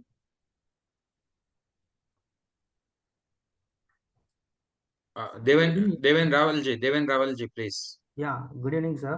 My Good evening. question is, can you elaborate the process of converting a trust or society to Section 8 company in detail, if possible? देखिए बिकॉज या देखिए इसका प्रोसेस तो बहुत डिटेल्ड है कि क्या होता है। बेसिकली मैं आपको यही बताऊंगा कि ये तो प्रोफेशनल्स का काम है करने का। आपको क्या करना है, अपना जो भी जिसको कन्वर्ट करना चाहते हैं इसकी कंप्लायंसेस पूरी होना चाहिए। You have to comply all the, जैसे मान लीजिए कि आपका इनकम टैक्स रिटर्न है, वो फाइल नहीं हुआ है और आप चाहते हैं कन्वर्ट करने का, नहीं होगा। You have to file your income, मतलब कोई ड्यूज नहीं होने चाहिए। You have to clear your dues. अगर आपके क्रेडिटर्स हैं तो उसके एनओसी लेने होंगे। बोर्ड मीटिंग जो बनेंगे, बोर्ड मीटिंग पास होगा पहले। जैसे मान लीजिए कि आपको कोई कंपनीज है उसको सेक्शन 8 में कन्वर्ट करना है, तो पहले बोर्ड मीटिंग होगा, बोर्ड पास करेगी 3/4 से, और फिर एनुअल मीटिंग होता है या फिर ईजीएम होगा। उस जीएम में आपको 3/4 से पास होना चाहिए। मतलब जो आपके रेशियोज होंगे एग्री करने वाले, वो 3/4 के रेशियो में होना चाहिए। बाकी कंप्लायंसेस कैसे होंगे, क्या होगा, नेम पहले अप्रूवल किया जाएगा, फिर उसके बाद डॉक्यूमेंटेशन होंगे, फिर आप डॉक्यूमेंट देंगे। तो ये प्रोसेस पूरा है, वो तो प्रोफेशनल्स का काम है, उसको मैं थोड़ा डिस्कस नहीं करूंगा। बट आपका ये चीजें बहुत ही इजी है, बहुत ज्यादा प्रोसेस नहीं है। डॉक्यूमेंट बनाने हैं बस आपको। जैसे आपने कंपनी का सारा काम ओके है, किसी को डॉक्यूमेंट दिया, कोई प्रोफेशनल को, वो जिसको नॉलेज है इस फील्ड का, वो आपको डॉक्यूमेंट बना के देगा, बोर्ड मीटिंग बनाएगा, एजुअल मीटिंग बनाएगा। आपको पता है कि ये सब चीजें एक्चुअल में होती नहीं है, सारा पेपर में बनता है कि हाँ एग्री किया, सब लोग साइन करके दे देंगे आपको। फिर नेम अप्रूवल होगा, नेम लेंगे कि ये कंपनी का नेम हम लेना चाहते हैं, इसके कन्वर्जन का अलग से नेम होता है, वो नेम लेंगे। फिर डॉक्यूमेंटेशन जाएगा, फिर वो जो इनकॉर्पोरेशन का सर्टिफिकेट जैसे बनता है वैसे ही ये प्रोसेस चलेगा। मुझे लगता है ये आपका आंसर हो गया होगा। Thank you, sir. Yes, Now thank you, sir. I would like to invite Puneet ji. Puneet ji, please. Puneet S. Yeah. Namaste, sir. नमस्ते। Yeah, I have three questions here. So, after this Section 8 entity, like, how do we record the documents, like the meetings, what you told that AGM? Should we print it and keep it in the file, or we need to write in the book? Do we have any format to be followed? That is one question, sir. And second thing, like, what if we show AGM after September 30th? The last question is like 12A ATG, as you told, if we register and if you're not raising any funding, will there be any maintenance cost included in that? Okay. So in first questions, your first question is what? What is the first question? Yeah. Sorry, sir, I was muted. So my first question is how to record the documents. Yeah, Like, how to record document. Okay. You can take this document as a digital form. Mhm. Yes, of course, it's a format. It's a defined format, usual format, whether it's a Section 8 company or normal company. The board meeting, AGM is a normal. You can find out in your domain. It's a Google domain. You can type that the board meetings format, various format are available there. Okay. You can download from there. Okay. AGM format is also already available in this public domain. So you can take it. Okay, sir. Or whether it can be a hard copy or a digital form, it's a hard copy. You can take it and signed, and then you can put in your file and a scan. You can put on your hard disk. Okay, but we need to write in the book, sir. Like by hand, we need to write all the. No. You can take out and print out. Not. Okay, legally it is accepted, right? Yeah. Of course, it's accepted. Okay, sir. Like, And another is ATG and 12A. Huh? Yeah. That's mandatory. If you are going to take an exemption in income tax, it's mandatory. If you not take this ATG and 12A, then it will be not be treated as a NGO as per Income Tax Act. Normal taxation will be applicable. Means 30% taxation will be charged to your contribution. जो भी आपने contribution लिया है और खर्च नहीं किया है, एक्सपेंस नहीं किया है, तो जो भी आपके एक्सेस होंगे कंट्रीब्यूशन, उस पर 30% चार्ज होगा. 30% चार्ज. 30% चार्ज होगा, है ना. और अगर आपने लिया हुआ है तो वो नहीं होगा. क्या कंट्रीब्यूशन नहीं है तो क्या होगा? तो नहीं, कोई मेंटेनेंस चार्जेस नहीं है तो आपको कोई टैक्स लगेगा. So whatever we get the NGO funding or anything, we need to complete it on that year, or else will be 30% charge. What you are saying, sir? Yeah, 30% is the net after the expenses. Okay, sir. And this last question, sir, that AGM meeting, what you told, like after September, if you show that it's charged 100 rupees per day penalty. 100 rupees per day. Okay, all these documents should be uploaded anywhere, sir, or we need to keep it? Yeah, it's MGT 7 AOC 4.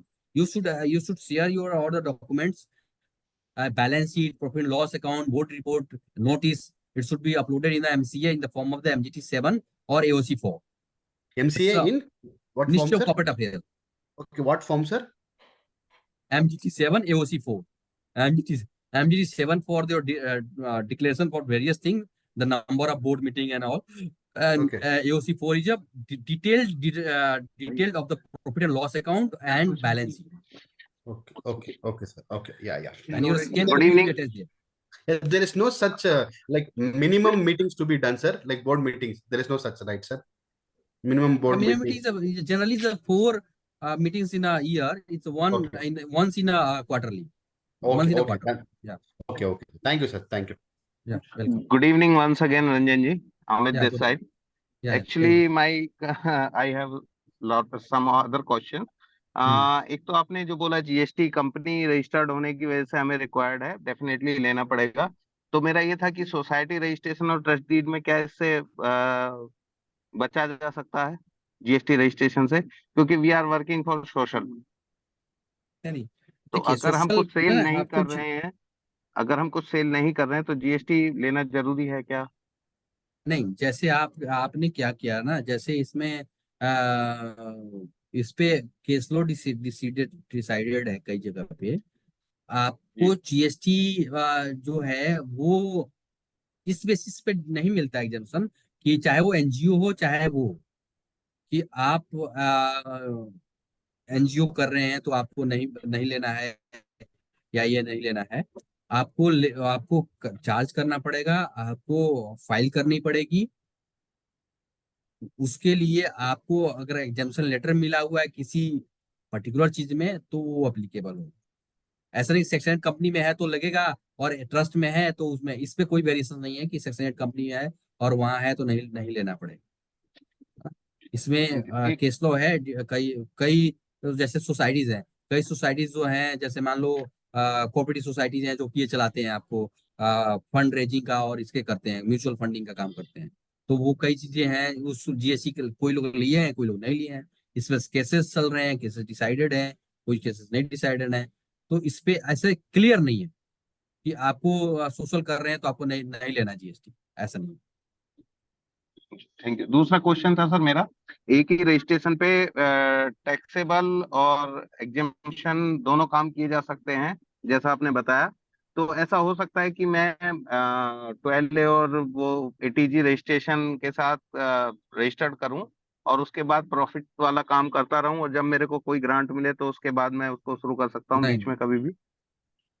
नहीं sir, नहीं हो सकता? आपके जो ये जब आप जाएंगे ना, तो इसी पे नीति आयोग ने क्यों दर्पण बनाया हुआ है? आपके ट्रैक रिकॉर्ड रख रही है ना कि आप कर क्या रहे हो। आपने जी एंसिलरी वर्क किया। एंसिलरी मैंने क्या बताया, आपने क्या किया, पब्लिक के लिए, एनजीओ के लिए आपने एक खोला हुआ है स्कूल, वहां जी बच्चों जी। के लिए आपने खोल दिया एक दुकान कि चलो बच्चे, उससे जो प्रॉफिट हुआ, मतलब आपका मोटिव नहीं है कि मैं कमर्शियल एक्टिविटी करूं। मेरा प्रायर आपने वर्क अपने मतलब सोशल वर्क होना चाहिए। सोशल वर्क होना चाहिए। आपका मोटिव नहीं कि मैं तो कर रहा हूँ, जब ग्रांट लेना होगा तो मैं ये आ जाऊंगा। नहीं, आपको आपको इसलिए तो इसलिए तो 5 साल के लिए कर दिया, 5 साल बाद आपको देना पड़ेगा। अभी आप जाएंगे तो सारा 6 महीने में जो भी आपने काम किया है उसकी डिटेल देंगे, तब आपको मिलेगा रजिस्ट्रेशन ATG 12A का, हाँ, है ना। एक सवाल था एंसिलरी होना मेरा चाहिए, कि मतलब नॉट अ मेन। एंसिलरी मतलब क्या, उसके साथ साथ अगर करते हैं तो ठीक है। जी, एक और था सर मेरा, जो EGM है, सॉरी AGM है, वो अगर डायरेक्टर्स एक जगह पे नहीं इकट्ठा हो पाते तो क्या ऑनलाइन वीडियो रिकॉर्डिंग के साथ पॉसिबल है? EGA में क्या है कि पॉसिबल है, उसके प्रोसीजर्स है। ई वोटिंग के लिए आपको खर्च करने पड़ेंगे, उसके तहत लेंगे, क्योंकि आपने अब AGM में क्या होता है, adoption of the balance sheet होता है। अब जी वो डायरेक्टर्स, जो आप डायरेक्टर्स होते हैं, डायरेक्टर्स नहीं होते हैं AGM में, होते हैं शेयर होल्डर्स, है ना। जी बोर्ड मीटिंग जो होता है वो डायरेक्टर का होता है, और जो AGM होता है वो शेयर होल्डर्स का होता है। मतलब वो शेयर होल्डर हो सकता है और डायरेक्टर भी होता है। मतलब जी मैं शेयर होल्डर भी बन सकता हूँ और डायरेक्टर भी हो सकता हूँ, दोनों हूँ। तो जब मैं AGM बैठूंगा तो एज ए शेयर होल्डर के हैसियत से बैठूंगा, है ना। तो वहां पे आपको अगर दूर दूर है, तो वो सारे लोग अलग अलग हैं तो पॉसिबल नहीं है, क्योंकि अडॉप्शन नहीं हो पाएगा आपका बैलेंस शीट का। अदरवाइज तो हो सकता है, लेकिन अडॉप्शन के केसेस में नहीं होगा। उसके लिए एक सॉफ्टवेयर, आपको अगर पर्टिकुलर एक सॉफ्टवेयर लिए हुए हैं जहाँ वोटिंग के लिए राइट दे रहे हैं, वो कर रहे हैं, तो कर सकते हैं। नॉर्मल जैसे वीडियो कॉन्फ्रेंस के थ्रू करना, अडॉप्शन बैलेंस शीट के केसेस नहीं है। ठीक। एक सर मेरा ये था कि ये PPT और जो हमारी वीडियो रिकॉर्डिंग है ये शेयर की जाएगी हम लोगों से? हाँ, इसके साथ, हाँ बस शेयर हो जाएगी। एक तो हम आपको हाँ एक कम्प्लीमेंट्री में आप वो भी दे दीजिए, बुकलेट हमने बनाया है कंप्लायंसेस का, जो आप AOC 4 और MGT 7 और ये जितने प्रकार है ना, फॉर्मेट क्या होता है, कैसे होता है, इसके लिए हमारा एक बुकलेट भी है जो संजय जी को मैंने थैंक दिया यू। है ना। वो हाँ थैंक यू जैसे सो श्योर मच चाहेंगे सर। हाँ सर, ये जो सेशन है वो हम यूट्यूब पे भी रखेंगे, हमारे चैनल है उसका लिंक मैंने डाला है। और फीडबैक जो फॉर्म दिया है वो भर दीजिए। सब लोगों को रिक्वेस्ट है कि please submit your feedback form, so whatever material that we receive from the sir we will share with you, right. Now I would like to invite Francis David sir. Francis David sir एक please. छोटी सी request और थी मेरी, एक छोटी सी, अगर कभी प्लीज। आप लेजा ऑफिस और ब्रांच ऑफिस पे और CSR फंडिंग पे भी कुछ ऐसा क्लास करें तो please circulate that link. Sure sir, sure. हमारा नेक्स्ट सेशन है। Francis David sir please. Yes, sir. Thank you Thank so you much. for that wonderful session. Sir, I had one expectation with regard to converting, let us say, a society or trust into Section 8 company. Then what are some of the concrete benefits from moving from society trust to Section 8 company? कुछ एक benefits तो होगा जरूर, उसके बारे में कुछ चर्चा कर पाएंगे। Of course, of course. Yeah, you are right. I have discussed that the Section 8 company is a modern act. It's governed by the Company Act 2013, मतलब 2013 के द्वारा आपके गवर्न किया हुआ है। आपका जो है 1860 का, और उसका ट्रस्ट तो 1950 का गवर्न कर रहे हैं। तो पहले बात तो ये मॉडर्न चीजें आई हुई हैं। You can easily transfer your company, you can raise your fund through the SME IPO। Like आपके सेक्शन 8 कंपनी भी क्या फंड ले सकती है, मार्केट ले सकती है, सोसाइटी ले सकती है, नहीं ले सकती है, ट्रस्ट ले सकती है, नहीं ले सकती है। तो एक एक बेनिफिट है। इससे ग्लोबल प्रेजेंस योर ट्रस्ट, मतलब आप अगर कोई बाहर का आदमी चाहे कि आपके बारे में जानकारी लेने का, वो MCA में आपका नाम डालेगा, आपका पूरे आ जाएगा। कोई चाहे बैलेंस शीट देखने का, आपने पीछे का क्या क्या किया है, आपको MCA पे 100 रुपीज पे करके वो पूरा देख सकता है। सोसाइटीज में ऐसा पॉसिबल नहीं है। तो society close door for the outsider, और ये आपके ओपन डोर है, मतलब आप you can explore the world. तो एक सोशल बेनिफिट है। अगर CSR फंड की बात करेंगे तो जो भी आपके जो मैडम क्वेश्चन पूछ रही थी, वो CSR कोई भी कंपनी चाहेगा कि सेक्शन 8 कंपनी को देने के लिए, क्योंकि यहाँ पे कंप्लायंसेस बड़ा क्लियर है और बड़ा क्रिस्टल है। All are in domain public domain, है ना। अगर मैं चाहूं कि किसी भी रिलायंस कंपनी के या फिर टाटा हार्ट इंस्टीट्यूट है जिसका भी बैलेंस शीट में चाहूं, तो within the half hour we can take it. अब मैं देख सकता हूँ कि वहाँ कौन लोग हैं, क्या काम हुआ, कैसे हुआ, वो सब देखे। लेकिन किसी सोसाइटी के हम कहेंगे तो मुझे नहीं मिलेगा। ठीक है, सबसे पहला बेनिफिट तो यही है। दूसरी बात, इजी टू रजिस्टर्ड है, मतलब अगर ट्रस्ट करने जाएंगे तो हम लोग ट्रस्ट का काम चाहते नहीं कि मैं करूं, क्योंकि उसके लिए जाओ आप, फिर जाना पड़ेगा बाबू के पास, वहां दफ्तर में जाओ, उनको उनको जाके चक्कर काटो, फिर उनको करो, फिर उनको खुश करो, फिर होगा। यहाँ पे कोई खुश उसका चक्कर नहीं है। आपने नाम दिया, अप्लाई हुआ, आपको 3 डेज में आपको प्रोसेस होकर मिल जाए, अगर आपका डॉक्यूमेंटेशन ओके है। तो many differences you can experience through this new act. Sir, Satya Prakash Jaiswal ji, please unmute. Yes please. सत्य, हाँ। अच्छा सेशन रहा है सर, और बहुत सारी जानकारियां मिली हैं। मेरा इन सब से एक ही इस सब से जोड़कर एक सवाल है कि हमारा सोसाइटी रजिस्ट्रेशन एक्ट 1973 में रजिस्टर्ड है संस्था, और GST भी है हमारे पास। हम लोग CSR फंडिंग का काम भी कर रहे हैं। अभी CSR से जो बात हुई, और हम लोग गवर्नमेंट का भी काम कर रहे हैं, तो जल जीवन मिशन का भी अभी काम था जिसमें GST जरूरी था, और हम लोगों ने GST दिया है गवर्नमेंट को।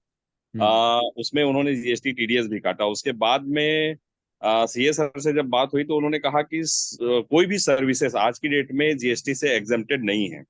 तो ये इस बारे में थोड़ा सा आपसे जानना है कि सोसाइटीज को जो एग्जेम्पशन है वो कुछ है कि नहीं है, या पूरे सभी प्रकार के सर्विसेज में हमको GST देना ही है, तो हमको CSR को GST चार्ज भी करना है।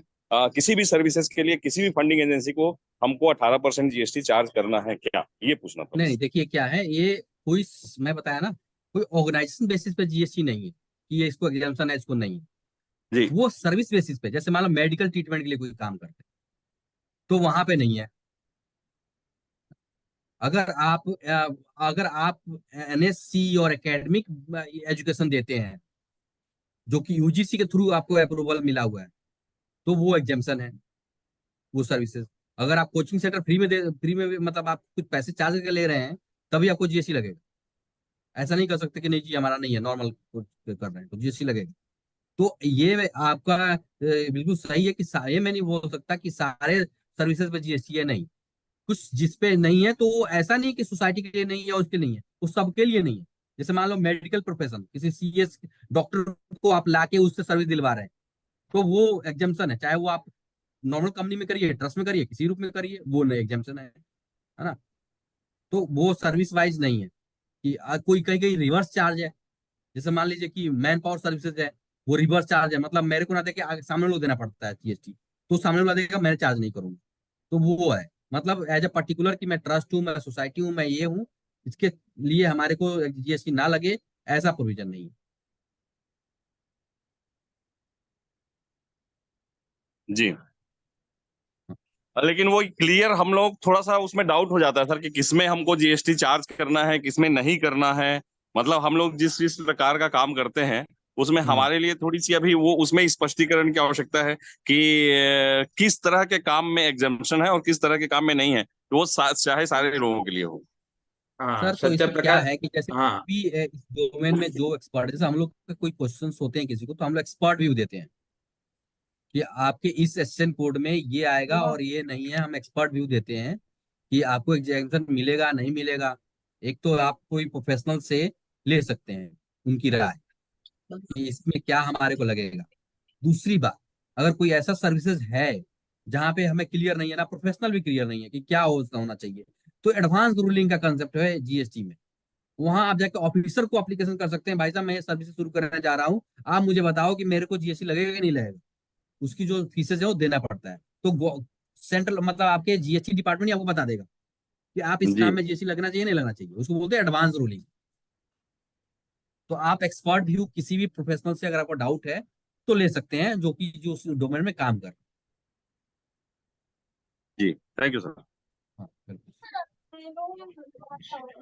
सर कुछ और सवाल है कि जिसमें चैट बॉक्स में है सर। एक सवाल है संदीप जी का, grant received consider as a revenue और just management fee received only consider as a revenue? Grant is not grant क्या है ना, ग्रांट का अलग तरीका है। ग्रांट दिया किस लिए गया, what is the nature of the grant. अब ग्रांट मिल रहा है मेरे को स्कूल की बिल्डिंग बनाने के लिए, तो this is a capital expenditure, this should be park as a reserve, है ना। This is not a revenue, this is the park for capital expenditure which will be expended only for the that purpose. एक तो ये हो गया। दूसरा grant general grant हो गया कि भाई आप कुछ भी करो, है ना। तो ये ग्रांट कंट्रीब्यूशन जैसे ट्रीट होता है वैसे ही आएगा, और जैसे खर्च करते हो वैसे ही उसमें आएगा, है ना। ये आप उसमें भूल जाएंगे कि ये ग्रांट है या कंट्रीब्यूशन है।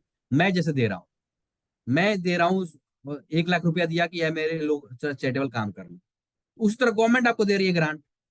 अब वो उसने गवर्नमेंट ग्रांट ने दिया कि नहीं आप इस काम के लिए खर्च करना, तो उसका नेचर देखना पड़ेगा कि whether is the revenue nature और expenditure nature.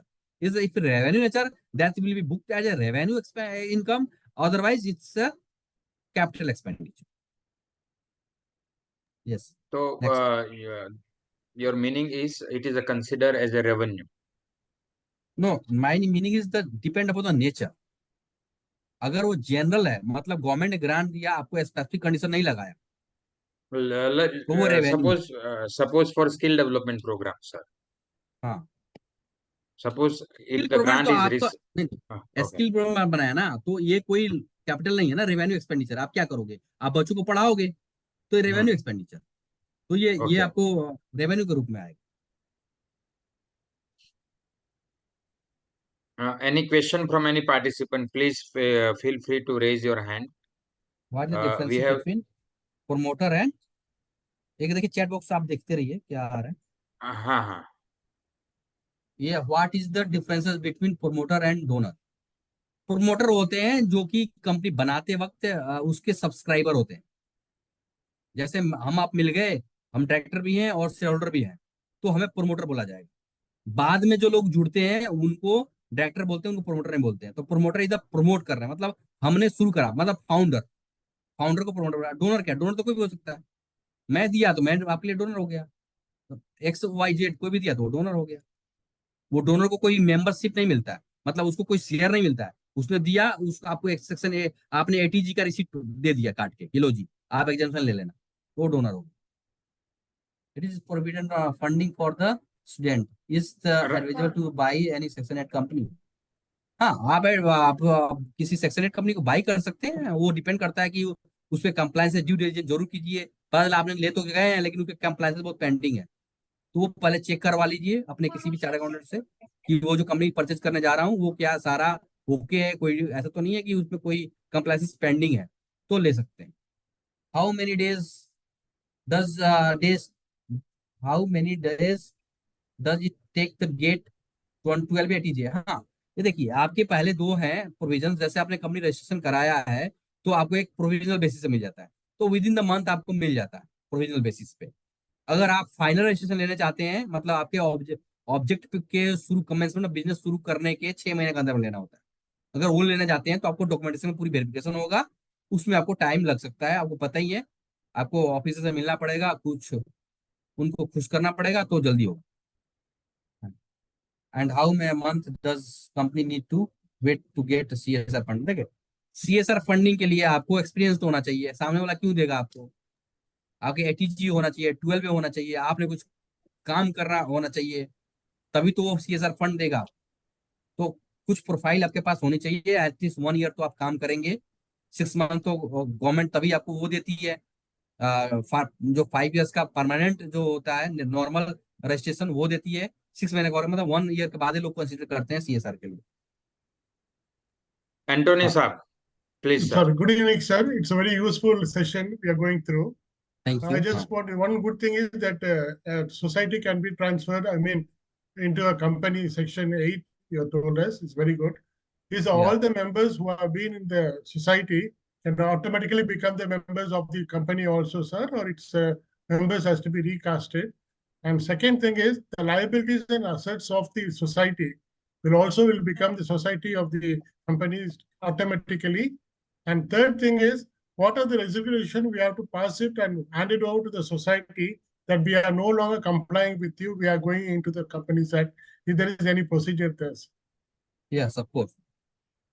If you want to register as a company or transfer converted as a company from the society, you have to pass meeting your annual meeting with 3/4।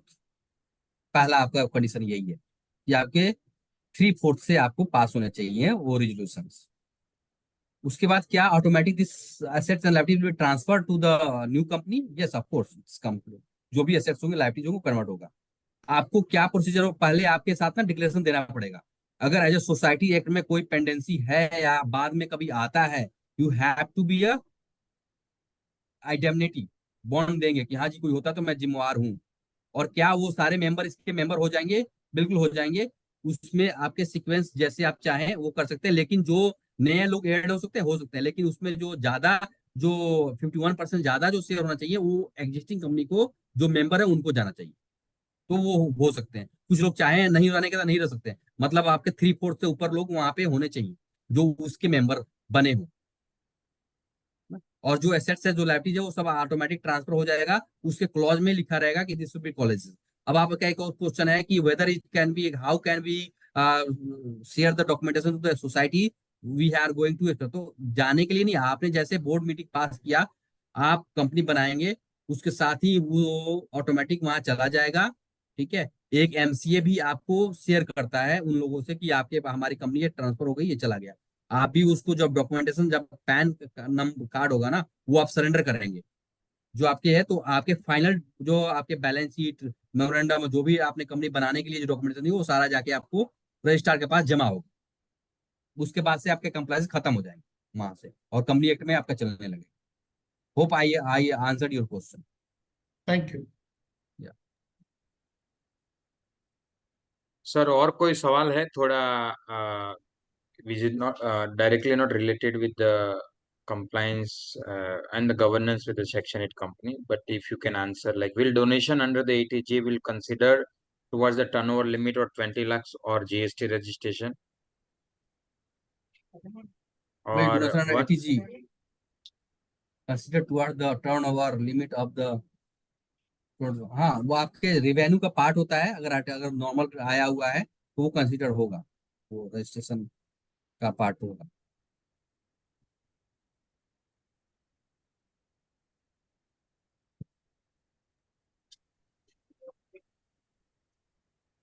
GST related कुछ ज्यादा सवाल आए हैं तो एक session और भी करेंगे।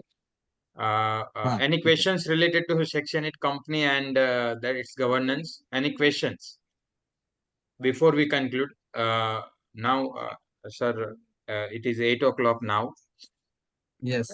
So, sir, like still as a part of concluding remarks, those people who hold the Section 8 company, and those people who wanted to register the new company, sir, what is your advice for them?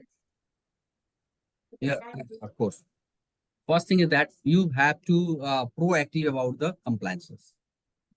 आप compliances में बताया ही कि अगर आप compliances timely करते हैं तो बड़ा कॉस्ट कम है। आप शुरू कर रहे हैं तो साथ में आपको तुरंत सॉरी आपको इनकम टैक्स के रजिस्ट्रेशन और Darpan registration, this should take within 6 months। Otherwise आपके फाइनेंशियल ईयर एंड हो जाएंगे तो आपको कोई फायदा नहीं होगा, वो नॉर्मल कंपनी के रूप में माना जाएगा और उस पर टैक्स लग जाएगा। तो you should be very clear to take Section 8 company registration as well as Darpan registration plus ATG 12 registration. Okay, this process is very clear. You can go to the Google and you can type the list of documentation. It's available. If I have any questions, you can take my mobile number, and I will available. My team is available to serve you. We are present in digitally as well as physically also. Sir, thank you so much, sir. We'll share your contact detail to the all participants who joined the session today. We will also share the recording and the material that you have shared with us today. So on behalf of Navjivan Center for Development and entire development sector community, I take privilege and honor to extend my sincere gratitude to you, sir, for sharing your wonderful knowledge with all the communities. And you precisely answer almost all the questions. But still, there are some questions that is there. I request all these participants to remain in touch with us. We are organizing the varieties of session. So, and in case you have any particular or emergency, you please write to us. We will help you to write out the the right person, those people who are practicing, right? So and they are doing the work, so they face the practical problems and they find out the solution. So we'll happy to they connect with you people. So please feel free to write regarding all the questions, and in case there is a need, we can also support in any way, the best possible way to get your problem resolved. So thank you, Rajiv Ranjan sir, for your Thank you all of you, and thank you Sanjay ji and your organization to doing this very beautiful knowledge sharing portal and all, and hope you all bring and make our country's greatest. Thank you so much. Bye bye. Thank you, one and all participants. See you in the next session, please.